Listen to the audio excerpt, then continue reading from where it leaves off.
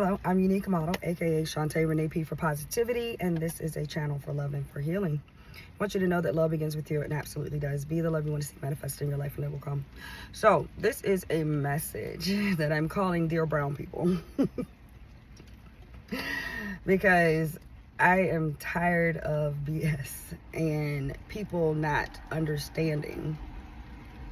And this is a channel message. I've actually been urged to do this type of message, and it speaks to everyone, but I'm going to call it Dear Brown People, because that is who I interact with on a daily basis for the most part. Even though this morning and this afternoon I interacted with two white men who actually was at a disadvantage. They both had some type of disability.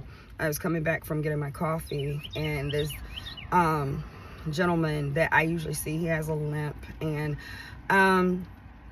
he has some he's incapacitated somewhat mentally, but he can hold, a similar conversation. Sometimes I can follow, sometimes I can't. He was telling me about his chiropractor and his podiatrist today. And, he was going to wash clothes, and then he was going to go to Wendy's and get him some breakfast. I said, okay. I am walking towards him. He's walking towards me, but he stops. And he could have kept walking towards me because we were walking like in a straight line. So he could have, but he stopped. And then he said, I think I know you. Yeah, I see him from time to time as I'm walking, and he usually tries to hold a conversation. Sometimes I can and sometimes I can't. It is, if I have the capacity to do it that day, I do. If I don't, I kind of cut it short, try not to be rude, but, sometimes I just don't have the capacity. And you know what? Sometimes that's okay. Just don't be rude about it. And I have to tell myself that, because I can be rude. But he wanted to hold a conversation with me this morning, and it seemed like he wanted to say something else before we parted ways, but he was like he was going to get his breakfast. So I was like, okay, go ahead, sir, be on your way. And sometimes people just need people to talk to. So second interaction I had, it was a man in a wheelchair. He was wheeling himself down the street, and it's a spot on the sidewalk about this big that actually has grass. And then the sidewalk, he got stuck.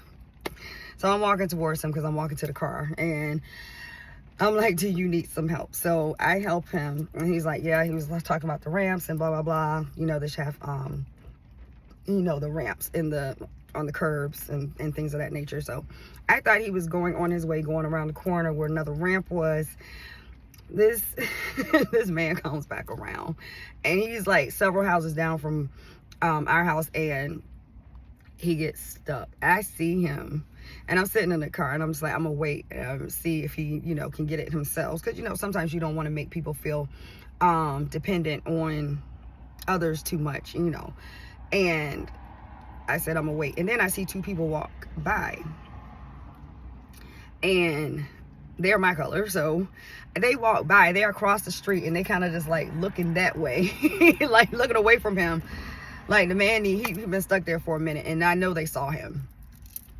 No one went over to help, so I said, oh shit, I gotta get out the car. So I went out the car, got out the car, and went down there. I was like, you got stuck again? He's like, yeah, if I could be embarrassed. I said, it's okay. He said he mentioned that he got stuck in front of a house with a police car, and he actually did. And he said he thought somebody would come out and help.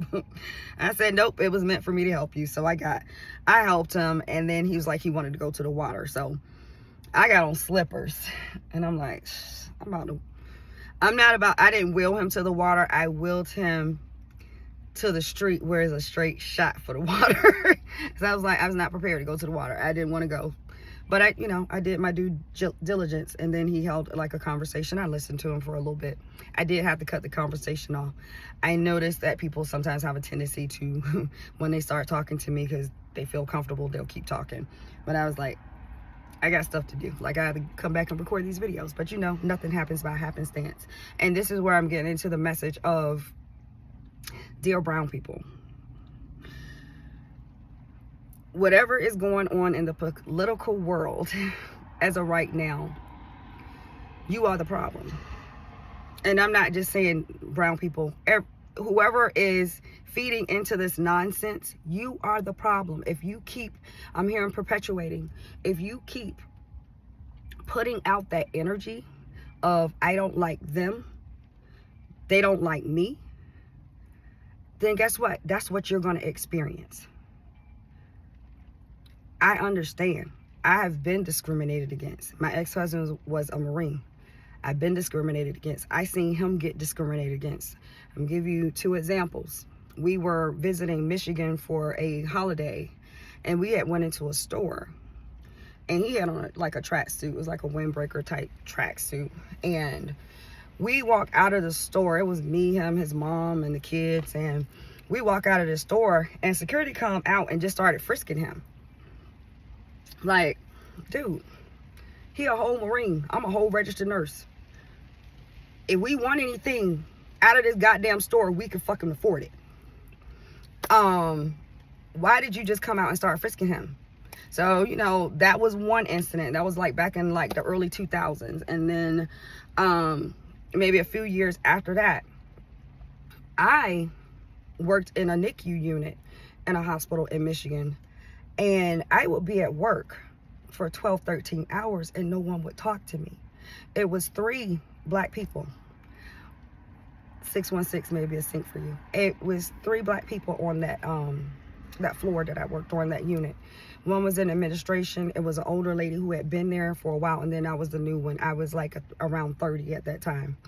And I would be at work and only people would talk to me is when they had to ask me something about one of the babies or something. I would be there for 12 hours or more and no one would talk to me the whole fucking shift. So trust me, I get it. I've been discriminated against.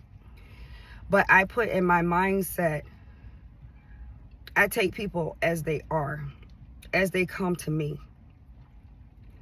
I'm going to try not to give you the same energy if it's of a low vibrational energy. I'm going to try not to give that energy back to you, but I can. But if your mindset is constantly, they're the enemy, they're the enemy, they're the enemy, guess what? That's what you are putting yourself on a vibrational level to attract. So it starts with you as an individual. What do you want to attract in your life? Not wanting to call anybody out, but I'm just observing in a video that I posted back in, I want to say March or April. Someone commented on it like a couple of days ago and I ended up watching it again, and it was becoming the observer. So you have to become the observer and then also put into your vortex or embody what you want to receive from your interactions with other people, because everybody is different and everybody's going through something. And just because somebody is, you know, may not interact with you the way you feel they should, they have their own problems, and it may not have anything to do with you. It may not have to do with anything about the color of your skin, the way you are, what nationality you are, religion, whatever. It may not have anything to do with that. It may be something that they're going through themselves. So sometimes you have to give people grace. But if you continue to go in the world and exude an hatred towards other people that are not of the same race as you, guess what? That's what you're going to bring in. That's what you're going to attract, because that's the energy that you are putting out.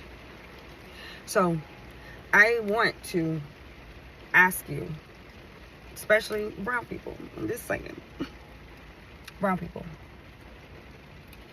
you have to be the change that you want to see, even though everybody has to be the change that they want to see. But you create what you attract. You create what you have in your life. You create your world for the most part. So